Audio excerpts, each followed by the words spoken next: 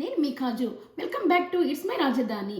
ఈరోజు మనము చికెన్ ఫ్రైని ఎలా చేసుకోవాలో చూద్దాము. నా స్టైల్లో చికెన్ ఫ్రై ఎలా చేస్తానో నేను చూపిస్తాను.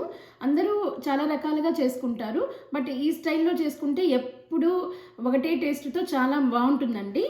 సో ఫస్ట్ వచ్చేసి ఈ చికెన్ని నేను ఇక్కడ బాగా 2-3 సార్లు వాష్ చేసి పెట్టుకున్నాను. చికెన్ని మాత్రం కంపల్సరీ 2-3 సార్లు వాష్ చేసి పెట్టుకోండి, సో దట్ మనకి నీచు వాసన అది రాకుండా ఉంటుంది.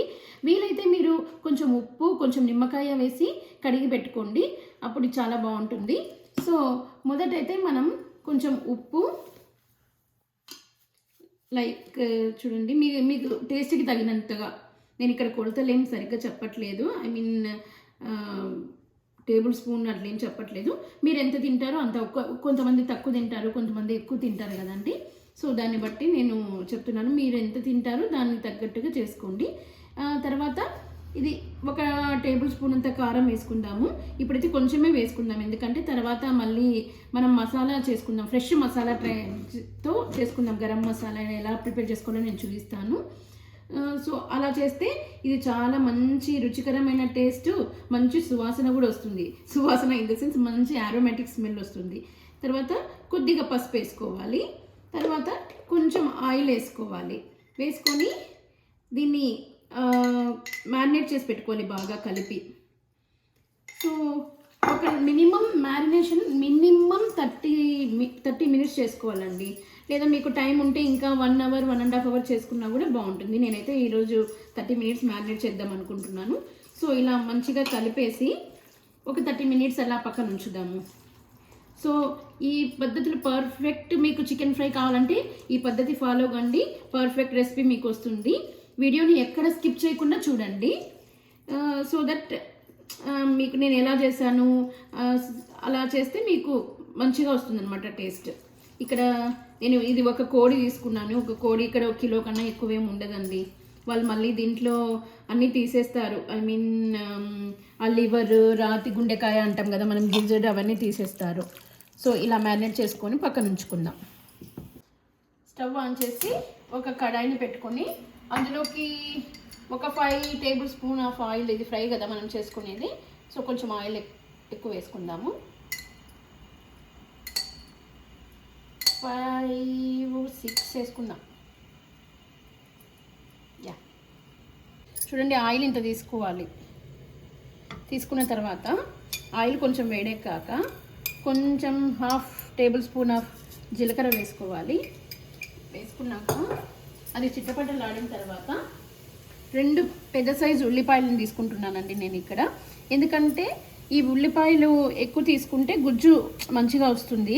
ఇది అన్నంలోకి కూడా కలుపుకొని తినచ్చు మనము, అన్నంలోకి కానీ చపాతీలోకి కానీ దేంట్లోకైనా చాలా బాగుంటుంది. చూడండి ఇది ఇలా ఉడికే టైంలో ఈ ఆనియన్స్ వేసుకున్నాం.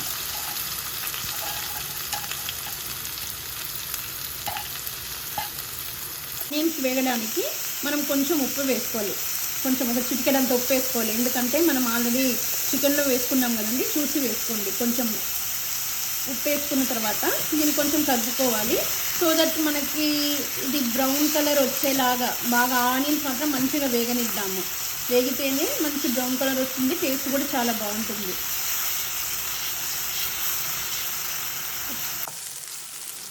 సో ఈ ఆనియన్స్ అయితే ఇప్పుడు కొంచెం ట్రాన్స్పరెంట్ కలర్లోకి వచ్చాయి కదండి, బ్రౌన్ కలర్ ఇంకా రాలేదు. సో ఇప్పుడు ట్రాన్స్పరెంట్ కలర్ వచ్చిన తర్వాత ఒక 2 table spoon of ginger garlic పేస్ట్ని వేయాలి. వేసుకొని ఇప్పుడు మంచిగా కలుపుదాం. ఇది పచ్చివాసన పోయేలాగా కలుపుకోవాలి మంచిగా. మంచిగా కలుపుకున్న తర్వాత ఇప్పుడు ఇది మనం రెడ్ కలర్ వచ్చేలాగా, లైక్ బ్రౌన్ కలర్ వచ్చేలాగా మనం వేయించుకున్నాం దీన్ని. మంచి స్మెల్ వస్తుంది, ఎందుకంటే ఈ జింజర్ గార్లిక్ పేస్ట్ని ఇప్పుడే మిక్సీకి వేసుకున్నాను నేను. సో మీరు ఎవరైనా ఈ జింజర్ గార్లిక్ పేస్ట్ ఎక్కువ రోజులు స్టోర్ చేసుకోవడానికి ఏమేమి వేసి మిక్సీకి వేసుకోవాలో మీకు తెలియకపోతే నేను కింద లింక్ డిస్క్రిప్షన్లో ఇస్తాను, ఒకసారి చూడండి. మీరు నేను చెప్పినట్లుగా అలా చేసుకున్నారనుకోండి, ఎక్కువ రోజులు నిల్వ పెట్టుకోవచ్చు, ఏ విధమైన స్మెల్ పోకోకుండా.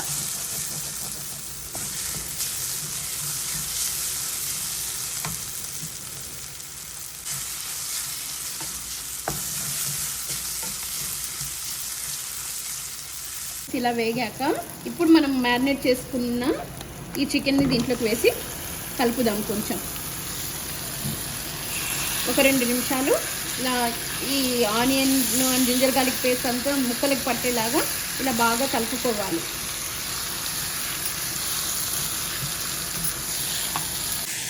ఈలోపు మనము ఈ చికెన్ ఫ్రైకి కావాల్సిన మసాలాని మనం ఫ్రెష్గా తయారు చేసుకుంటాము. సో దీనికి ఏమేమి కావాలో నేను ఏ పద్ధతిలో అయితే చెప్తున్నానో అదే పద్ధతి మీరు ఫాలో కండి. అవే ఇంగ్రీడియంట్స్ వేయండి. మీకు మంచిగా గుమగుమలాడే మంచి అరోమాటిక్ చికెన్ ఫ్రై వస్తుంది. సో మీ ఇంట్లో ఎస్పెషల్లీ పిల్లలు ఉంటే ఈ పిల్లలకి చికెన్ ఫ్రై చాలా బాగా నచ్చుతుందండి. మా పిల్లలకైతే చికెన్ ఫ్రై అంటే చాలా ఇష్టము.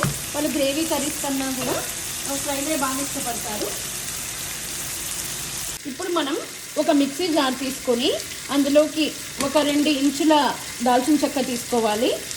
తర్వాత ఒక 3 లేదా 4 ఇలాచీ తీసుకోవాలి. నేనైతే 3 తీసుకున్నాను. ఒక 4 లేదా 5 క్లోవ్స్ తీసుకోవాలి. మీరు ఇక్కడ ఒకటి గమనించాలి, నేను 1 కిలో చికెన్ తీసుకున్నాను కాబట్టి ఈ ఇంగ్రీడియంట్స్ అన్నీ ఈ కొలతలలో వేస్తున్నాను. సో మీరు ఒకవేళ 2 కిలోస్ తీసుకుంటే దీనికి డబల్ వేసుకోవాలి. సో ఒక స్టార్ పువ్వు వేసుకోవాలి. తర్వాత ఒక బిర్యానీ ఆకు, తర్వాత ఈ 1 ఇంచ్ 2-3 ఇంచెస్ ఈ కొబ్బరి తీసుకోవాలి. తర్వాత కొన్ని జీడిపప్పు పలుకులు తీసుకోవాలి. మిరపకాయలు తీసుకోవాలి. ఒక 5 తీసుకున్నాను నేను ఇక్కడ. అంత మిరియాలు తీసుకోవాలి. 2 టేబుల్ స్పూన్ల 2 or 3 టేబుల్ స్పూన్లంత ధనియాలు తీసుకోవాలి. ఒక చిన్న టీ స్పూన్ అంత జీలకర్ర తీసుకోవాలి. ఇప్పుడు దీన్ని మనం మిక్సీకి వేసుకోవాలి. తీసి చూద్దాం. చూడండి, కొంచెం ఆయిల్ బయటకు వచ్చింది కదా, ఇది మంచిగా ఉడికింది. కొంచెం ఈ స్టేజ్లో మనము కొంచెం పుదీనా వేద్దాం. అండ్ కొంచెం కరివేపాకు కూడా వేద్దాం.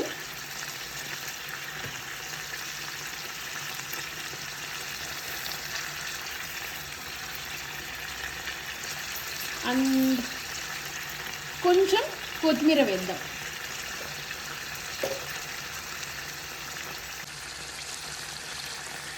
కొంచెం కొత్తిమీర,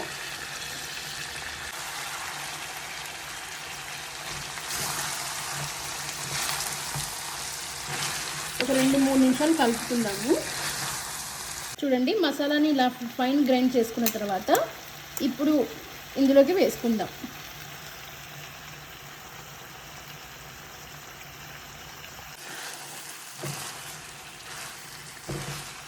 మీరు కావాలనుకుంటే ఇంకా కొంచెం ధనియాల పొడిని యాడ్ చేసుకోవచ్చు. నేనైతే ఇప్పుడు మీకు చూపించిన మసాలా మాత్రమే యాడ్ చేసుకున్నాను. నేను కొంచెం కారంగా తినాలనిపించి కొంచెం ఎక్కువ వేసుకున్నాను ఈ మసాలాలు కూడా. సో మీకు కొంచెం కారం తినేవాళ్ళు చూసి కొంచెం తగ్గించుకొని వేసుకొని, నేను చూపించిన క్వాంటిటీ అవి చూపించాను కదా అవి. చూడండి, ఇలా అయిన తర్వాత లాస్ట్లో మనము ఈ కొత్తిమీరతో గార్నిష్ చేసుకుందాము. గార్నిష్ చేసుకొని ఇంకా మనం సర్వింగ్ బౌల్లోకి సర్వ్ చేసుకుందాము.